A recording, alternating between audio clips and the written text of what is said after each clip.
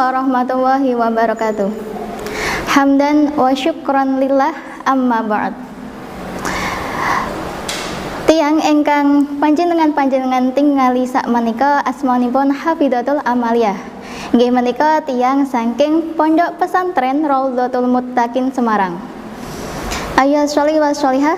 Oke, pada kesempatan kali ini saya berkesempatan bisa bertatap muka dengan kalian semua untuk menjelaskan sedikit lafaz di dalam suatu manuskrip klasik, yaitu karangan Syekh Muhammad bin Qasim Al-Khazi, yaitu yang mafhum kita sebut dengan kitab Fathul Qorib Al-Mujib. Oke, di sini saya akan menjelaskan terkait dengan faslun sholat jamaah. Qala al-mu'allifu rahimahullahu ta'ala, faslun ay hada faslun utawi iki iku ana fasal suci. Wa sholatul jama'ati utawi sholat jamaah lirijali kedue pira-pira wong lanang fil faraidhi ing dalam pira-pira sholat fardu khairil jumu'ati ing dalam sakliyane sholat jamaah iku sunatun sunah muakkadatun kang den kukuhake indal musannifi ing dalam sandingan kiai musannif wa rafi'i lan imam rafi'i wal ashahu tawi kol kang luwih sahih indan nawawi ing dalam sandingan imam nawawi annaha satamane salat jamaah iku fardhu kifayatin fardhu kifayah wa yudriku lan nemu sapa al makmumu makmum al jamaata ing jamaah ma'al imami sartane imam fi khairil jumu'ati ing dalam sakliyane salat Jumat ma ing dalam salat lam yusallim selagine durung salam sapa imam atas limata kelawan salam temenanan al ula kang awal wa illam yang qa'ud lan durung lungguh sapa makmum ma'ahu sartane imam amal jamaatu anapun utawi jamaah fil jumu'ati ing dalam salat Jumat iku fa fardhu ainin fardhu ain wala tasulu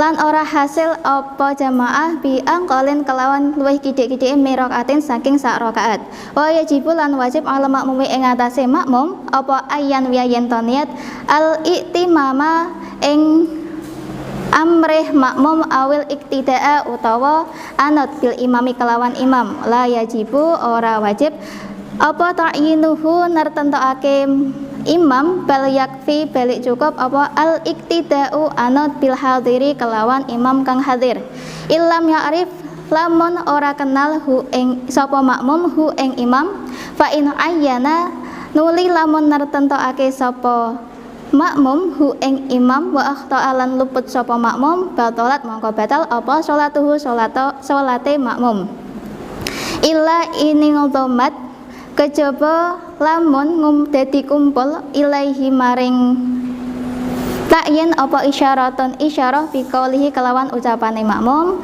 nawaitul iktida'a bisaitin hada nawaitu niat sapa ingsun al iktida'a ing anut bisaitin kelawan zaid hada ya iki wong kang hadir babana nuli pertelo iku amron amar fatasrihu nuli sah apa salate makmum. Oke, selanjutnya saya di sini akan menjelaskan terkait dengan nahwu yang berada di beberapa lafaz di sini, yaitu pada lafaz wasyolatul jama'ati. Di sini di awal kalimat yaitu terdapat sebuah wawu. Wawunya di sini adalah wawu istinaf atau wawu ibtida, yaitu wawu yang sering digunakan di dalam awal suatu kalimat. Kemudian lafaz yang selanjutnya itu adalah sholatul jama'ati.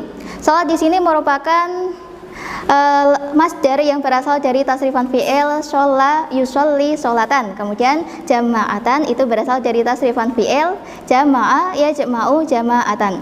Kemudian dari segi nahwunya sholatul jama'ani ini merupakan kalimah isim. Alasannya karena di sini itu menjadi mubtada, dan mubtada itu perlu digarisbawahi adalah suatu kalimah isim yang dibaca rafa. Berarti sudah jelas bahwasanya di sini adalah kalimah isim. Kemudian dari definisi mubtada itu kita bisa ketahui bahwasanya adalah suatu kalimat isim yang dibaca rafa yang disunyikan dari amil lafzi, dan yang merafakkan di sini adalah amil maknawi ibtida. Lah amil maknawi ibtidanya di sini adalah amil maknawi ibtida yang mahalnya atau yang pengamalannya itu kepada mubtada. Alasannya karena mubtada di sini adalah kalimah yang sepi dari amil lafzi. Kemudian alasan yang kedua karena lafaz ini disandari oleh lafaz lainnya. Ya, yang disandarkan ini apa? Yaitu khobar. Karena pengertian khobar ini adalah suatu lafaz yang disandarkan kepada mubtada. Kemudian selain menjadi Mubtada di sini menjadi terkait mudhof dan mudhofah, yaitu pertalian antara kedua kalimat isim yang sering kita sebut dengan istilah idhofah, yaitu yang mana pada mudhof ini dibaca sesuai dia menjadi terkait apa. Karena di sini dia menjadi mubtada, maka dibaca rofa, yang mana rofanya itu menggunakan dhammah yang karena dia menjadi isim mufrad.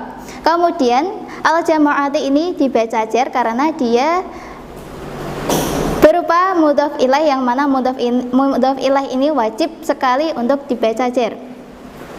Kemudian lirijali fil faraidhi, yang mana di antara rijali dan juga faraidhi di sini merupakan kedua-duanya itu adalah berupa jamak taksir, yang mana jamak taksir berdasarkan tingkat penjamaannya itu terbagi menjadi 4 tingkatan. Yang pertama yang hanya bisa dijamakkan menjadi 1 tingkatan, yang kedua 2 tingkatan, yang ketiga 3 tingkatan, yang keempat yaitu 4 tingkatan.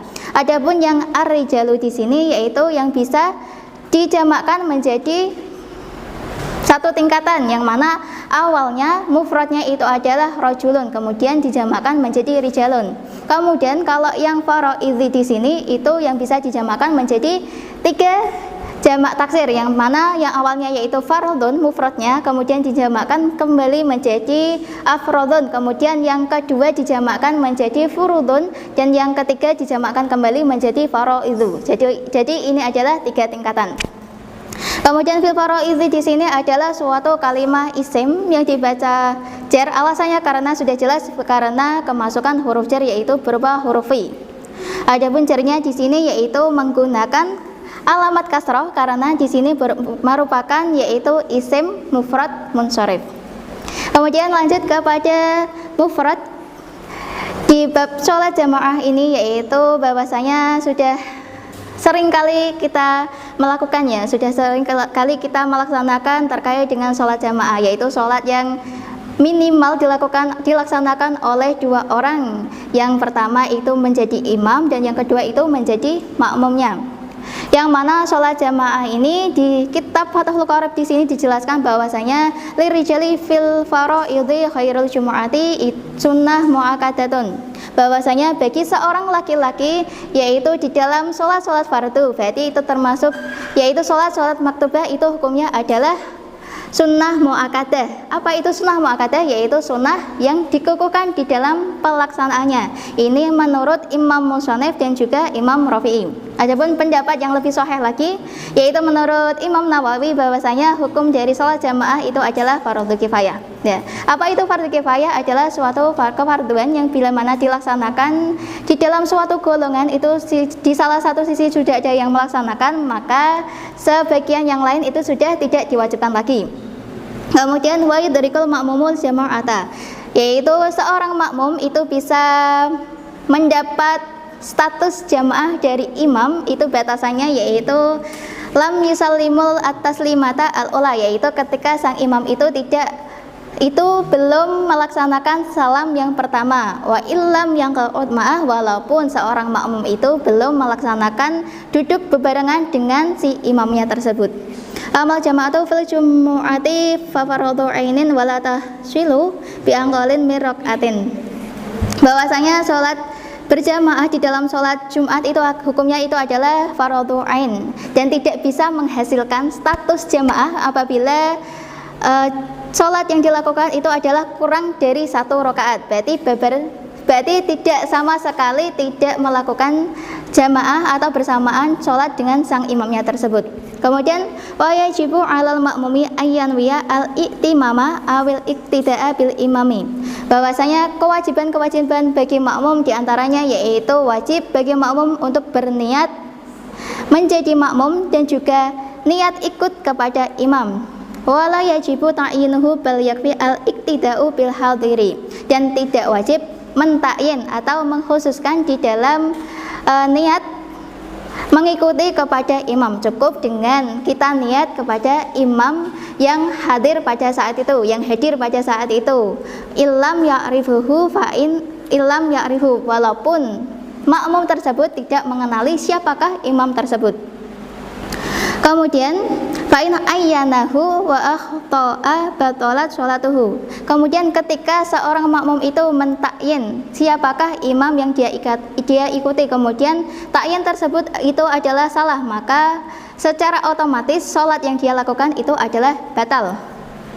Illa ini nguldomat ilahi isyaratan biang qawlihi. Kecuali ketika sang makmum tersebut itu mentakyinnya itu dengan tambahan suatu isyarah. Misalnya di sini dijelaskan bahwasanya dengan lafaz nawaitu al-iqtida'a bi Zaidin hada, yaitu saya niat mengikuti kepada imam tersebut yaitu seorang Zaid, yaitu orang ini, yaitu dengan isyarah embel-embel yaitu bihada, yaitu orang ini.